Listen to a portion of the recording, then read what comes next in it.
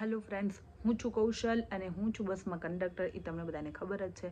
આજ હું તમને એવી વાત કરવા માગું છું જે આજ મારી સાથે બન્યું.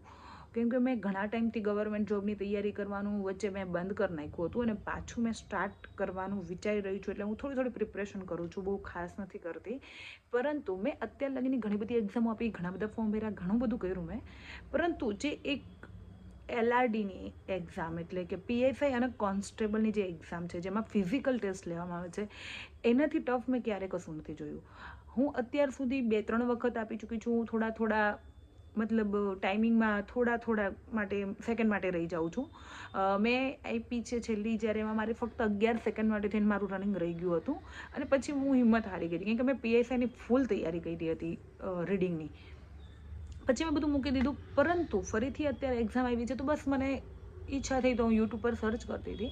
હું નોર્મલી ઘણું બધું સર્ચ કરતી હોઉં છું યુટ્યુબ પર, તો આ સર્ચ કરતી હતી તો મેં જોયું, 2-4 વિડીયોઝ મેં જોયા. ખરેખર આમ જોતાં મારી આંખમાં ખરેખર આંસુ આવી ગયા.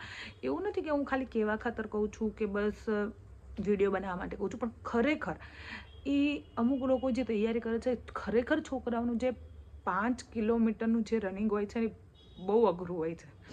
મારો ભાઈ કેટલા ટાઈમથી તૈયારી કરે છે, એનું ફિઝિકલ નહોતું થતું. એ રીડિંગમાં બહુ સરસ કરી જતો હતો પહેલાં. હવે ફિઝિકલ પહેલાં લેવામાં આવે છે તો એનું ફિઝિકલ ફર્સ્ટ ટાઈમ થઈ ગયું લાસ્ટ ટાઈમ, પણ એની રિટર્નની એક્ઝામમાંથી રહી ગયો કે પ્રોબ્લેમ ચાલ્યા હતા કે ગુજરાતી ગ્રામર નહોતું પૂછાઈ ગયું હતું એને લઈને.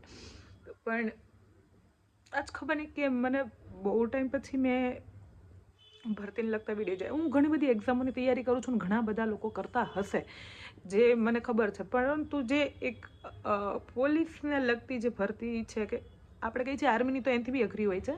પરંતુ જે મેં અનુભવ્યું છે કે રનિંગ દરમિયાન તો 5 કિલોમીટર છોકરાઓ માટે ખરેખર બહુ ટફ હોય. કેમ કે છોકરીઓ માટે 1600 મીટર ટફ હોય તો છોકરાઓ માટે 5 કિલોમીટર બહુ ટફ છે. એ લોકો 11 કે 12 રાઉન્ડ એ લોકોના હોય છે. બહુ અઘરી વસ્તુ છે અને છતાંય જો એ લોકો એ કરી નાખી જોબ લઈ લે છે ને, તો ખરેખર એ લોકોને સેલ્યુટ છે અને ખરેખર રિસ્પેક્ટ કરવી જોઈએ. આપણે એમ વિચારતા કે કોન્સ્ટેબલ છે શું છે કે આ તે, પણ એટલી સુધી પહોંચવા બહુ મહેનતની જરૂર પડે છે. અને આજ બહુ ટાઈમ પછી મને એવું થઈ ગયું કે ના, મારે વાંચવું જોઈએ કે રીડિંગ કન્ટિન્યુ રાખવું જોઈએ જે હું મૂકી દેવાની હતી. કેમ કે જો ફિઝિકલ માટે લોકો આટલી મહેનત કરે છે તો કમસે કમ હું રીડિંગમાં તો કરી શકવી જોઈએ. જ્યાં સુધી મને ગવર્મેન્ટ રૂલ્સ પ્રમાણે એક્ઝામ આપવા મળે છે ત્યાં સુધી હું ઈચ્છું છું કે હું ફરીથી તૈયારી ચાલુ રાખું. કેમ કે હું ક્યાંક ને ક્યાંક કંડક્ટરની જોબથી સેટિસ્ફાઈ નથી, એટલા માટે.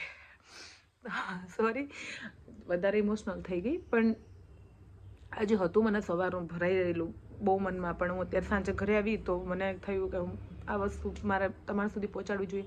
ખરેખર જે લોકો ફિઝિકલ ટેસ્ટ ક્લિયર કરે છે એ લોકો પાસ થાય કે ના થાય, રિટર્નમાં એમને જોબ મળે કે ના મળે, પણ ખરેખર એ લોકો ખરેખર બહુ સેલ્યુટને પાત્ર છે. એ લોકો ખરેખર દિલથી એ લોકોને મારે થેન્ક યુ કહેવાનું મન થાય છે કે ખરેખર તમે લોકો યાર આટલું કરી નાખો છો, બહુ મોટી વાત છે ખરેખર.